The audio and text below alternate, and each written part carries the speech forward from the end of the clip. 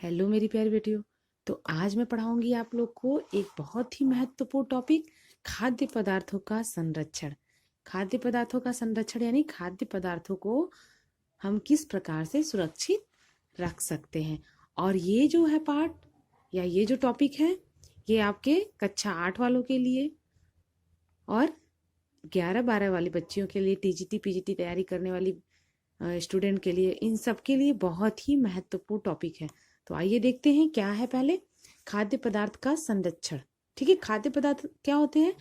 ऐसे पदार्थ जिनका सेवन हम अपने भोजन में करते हैं, ठीक है, और उनको सुरक्षित रखते हैं, उन्हें ही कहते हैं खाद्य पदार्थों का संरक्षण। जैसे अनाज, चावल, दाल, दूध, घी, तेल, चाय, नमक, मिर्च तथा मसाले, ये सब क्या है? खाद्य पदार्थ के उदाहरण हैं। तो अभी मैं आप लोग को बताऊंगी खाद्य पदार्थों के संरक्षण का अर्थ। वह तकनीकी जो खाद्य पदार्थों के गुणों को लंबे समय तक प्राकृतिक रूप से ज्यों का त्यों बनाए रखती है, खाद्य पदार्थ का संरक्षण कहलाता है। ठीक है, यानी खाद्य पदार्थों को सुरक्षित जो रख सकता है उसे ही कहते हैं खाद्य पदार्थ का संरक्षण। आपका नेक्स्ट टॉपिक है खाद्य पदार्थों के संरक्षण के उद्देश्य। उद्देश्य क्या होते हैं? किसी भी चीज को सुरक्षित रखने का हम पहले कोई उद्देश्य बनाते हैं ना। तो पहला उद्देश्य क्या है? खाद्य पदार्थों को शीघ्र नष्ट होने से बचाना। दूसरा है खाद्य पदार्थों की खरीद पर होने वाले धन की बचत। खाद्य पदार्थों की अधिकतम आवश्यकताओं की संतुष्टि करने योग्य बनाना। नेक्स्ट है खाद्य पदार्थों की उपलब्धता सभी मौसमों में निरंतर सुनिश्चित करना। लास्ट है व्यक्ति तथा राष्ट्र के लिए बचत की व्यवस्था करना।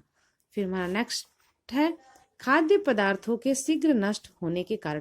खाद्य पदार्थों के शीघ्र नष्ट होने के क्या कारण होते हैं? दो कारण होता है, एक आंतरिक कारण होता है और एक दूसरा होता है बाह्य कारण। आंतरिक कारण क्या होता है? जो खाद्य पदार्थों को बहुत ही शीघ्रता से नष्ट कर देते हैं। ठीक है, ऐसे एंजाइम जो खाद्य पदार्थों को बहुत ही जल्दी यानी रासायनिक क्रियाएं करके उन्हें बहुत जल्दी नष्ट कर देते हैं। दूसरा है बाह्य। बाह्य कारक क्या होते हैं? जो खाद्य पदार्थों में बाह्य कारण मतलब बाहरी कारणों से उन्हें प्रभावित करते हैं, जैसे बैक्टीरिया, मोल्ड, ईस्ट या फफूंदी। ये सब क्या करते हैं? सामान की महक को यानी उसके स्वाद को, उसके दुर्गंध को बदल देते हैं, उसमें खमीर पैदा कर देते हैं। तो ये क्या होता है? बाह्य कारण। नेक्स्ट है हमारा खाद्य पदार्थों के संरक्षण की विधियां। खाद्य पदार्थ के संरक्षण की विधियां क्या है? हम खाद्य पदार्थों को किस प्रकार से संरक्षित रख सकते हैं, उनकी क्या क्या विधियां हैं। तो खाद्य पदार्थों को गर्म करके सुरक्षित रख सकते हैं। दूसरा है खाद्य पदार्थ को प्रशीतन करके सुरक्षित रख सकते हैं। तीसरा है खाद्य पदार्थों की नमी समाप्त करके। चौथा है खाद्य पदार्थ में रासायनिक पदार्थों को मिश्रित करके। ठीक है, गर्म करके यानी किसी पदार्थ को गर्म करना, प्रशीतन यानी ठंडा, नमी यानी नमी उसकी जो नमी होती है उसको समाप्त करके, और फिर रासायनिक पदार्थों को मिश्रित करके। तो अब देखिए, हम पहले बताएंगे आपको तापमान द्वारा खाद्य पदार्थों का संरक्षण। तापमान द्वारा क्या होता है? तापमान यानी कुछ ऐसे पदार्थ होते हैं जो बहुत ही शीघ्रता से नष्ट हो जाते हैं, उन्हें उच्च तापमान पर गर्म करके उनके बैक्टीरिया को समाप्त कर देने से वो पदार्थ क्या हो जाते हैं? आपके सुरक्षित हो जाते हैं। तो उसमें पहला है पास्चुराइजेशन। पास्चुराइजेशन के द्वारा हम दूध को क्या करते हैं?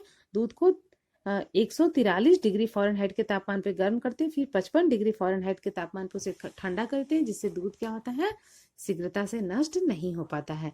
फिर आपका नेक्स्ट है क्या है? स्टेरिलाइजेशन। स्टेरिलाइजेशन में क्या होता है? किसी भी पदार्थ के जीवाणुओं को हम क्या करते हैं? 212 डिग्री फ़ारेनहाइट तापमान पर गर्म करते हैं, उसके बाद उन्हें हम डिब्बे में या बंद बोतल में रख देते हैं, जिससे क्या होता है? वो सामान सुरक्षित हो जाता है। फिर दूसरा क्या है? प्रशीतन द्वारा खाद्य पदार्थों को संरक्षित। प्रशीतन यानी उसमें ठंडा करके खाद्य पदार्थों को सुरक्षित करना। पहला क्या है? फ्रिज। फ्रिज के बारे में तो आप सब लोग जानते ही हैं, फ्रिज में हम किसी भी सामान को बहुत दिनों तक सुरक्षित रख सकते हैं। दूसरा क्या है? प्रशीतन की व्यापारिक विधि। अब प्रशीतन की व्यापारिक विधि क्या होती है? शीत भंडारण।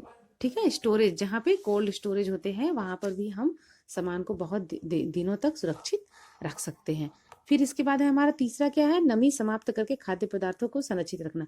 किसी भी पदार्थ में उसकी नमी को जब अगर हम समाप्त कर देते हैं या निर्जलीकरण यानी उसमें से जल की जो मात्रा होती है उसको समाप्त कर देते हैं, उससे क्या होता है? वो पदार्थ संरक्षित रहता है। जिसमें पहला क्या है? निर्जलीकरण की प्राकृतिक विधि। प्राकृतिक विधि क्या है? अनाज, दाल, तिलहन, चाय, सूखे मेवे क्या होते हैं? पककर प्राकृतिक रूप से नमी रहित हो जाते हैं। जब वो सूख जाते हैं तो उनमें से नमी समाप्त हो जाती है। दूसरा क्या है? निर्जलीकरण की कृत्रिम विधि। अब कृत्रिम विधि क्या है? इस विधि के द्वारा खाद्य पदार्थों को हम भली भांति प्राकृतिक ढंग से धूप या यांत्रिक ढंग से सुखाकर निर्जलीकरण कर देते हैं। इस तरह से वो क्या होते हैं, वो पदार्थ एकदम बिल्कुल सुरक्षित हो जाते हैं। तीसरा क्या है? रासायनिक पदार्थों द्वारा खाद्य पदार्थों का संरक्षण, जिसमें पहला क्या है आपका? नमक तथा तेल द्वारा खाद्य पदार्थों को संरक्षित रखना है। जैसे आप अचार बनाती हैं तो उसमें क्या कहते हैं, नमक और तेल की जब बराबर मात्रा होती है तो वो हमारा खाद्य पदार्थ जो होता है वो खराब नहीं होता है, सुरक्षित रहता है। फिर दूसरा क्या है? चीनी द्वारा खाद्य पदार्थों को सुरक्षित रखना। चीनी के द्वारा क्या करते हैं, जैसे हम लोग मुरब्बा बनाते हैं ना, तो उसमें हम क्या करते हैं, जब चीनी की मात्रा बराबर रहती है तो वो मुरब्बा हमारा बहुत दिनों तक सुरक्षित रहता है, खराब नहीं होता है। फिर उसके बाद ग क्या है? अन्य रासायनिक पदार्थों द्वारा खाद्य पदार्थों का संरक्षण। जैसे क्या होता है, जो हम रासायनिक पदार्थ डालते हैं, जैसे पोटेशियम मेटाबाइट सल्फर सल्फाइड, सोडियम मेटाबाइट सल्फाइड, फिर उसके बाद है बेंजोइक एसिड, सोडियम बेंजोइक, फिर एसिटिक एसिड। ऐसे बहुत सारे रासायनिक पदार्थ हैं जिनको डालने से क्या होता है, हमारा खाद्य पदार्थ बिल्कुल सुरक्षित रहता है। फिर हमारा लास्ट है क्या है? खाद्य पदार्थ के संरक्षण से लाभ। लाभ क्या होता है? पहला क्या है? खाद्य पदार्थ का भविष्य के लिए भंडारण, यानी हम भविष्य के लिए उसे सुरक्षित रख सकते हैं, जिससे उस पदार्थ की कमी नहीं हो सकती है। दूसरा क्या है? खाद्य पदार्थों की निरंतर उपलब्धता। अगर खाद्य पदार्थ सुरक्षित रहता है तो हम साल भर उसका प्रयोग कर सकते हैं। समाज कल्याण कह सकता है, मौसम के अनुसार उन्हें सुलभ कराकर हम क्या करते हैं, समाज के कल्याण के लिए वृद्धि कर सकते हैं। इससे क्या होगी? हमारे समाज की उन्नति होगी। चौथा क्या है? अधिक उत्पादन का पूरा लाभ। कम समय में, यानी हरित क्रांति के कारण खाद्य पदार्थों के उत्पादन में भारी वृद्धि हुई है। इससे हम क्या कहते हैं, खाद्य पदार्थों से बहुत ज्यादा लाभ उठा सकते हैं।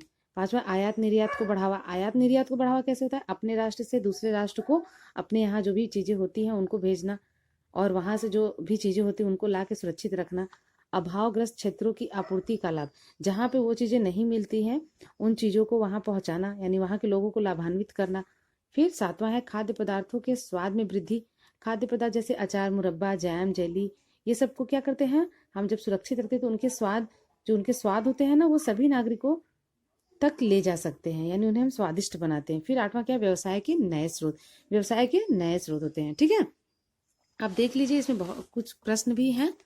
आप लोग को सारे प्रश्न नहीं करना है, सिर्फ दीर्घ उत्तरीय प्रश्न करना है, और सारे प्रश्नों के उत्तर के निशान लगाए हैं मैंने। ठीक, उन सबको देख लीजिएगा, और आपके वस्तुनिष्ठ प्रश्न के भी उत्तर दिए हैं। तो सिर्फ आप लोग दीर्घ उत्तरीय प्रश्न करेंगी और वस्तुनिष्ठ प्रश्न करेंगी और सही गलत। ठीक है, और अगर जो भी चीज नहीं समझ में आता है तो आप कमेंट बॉक्स में कमेंट करके पूछ सकती हैं। धन्यवाद।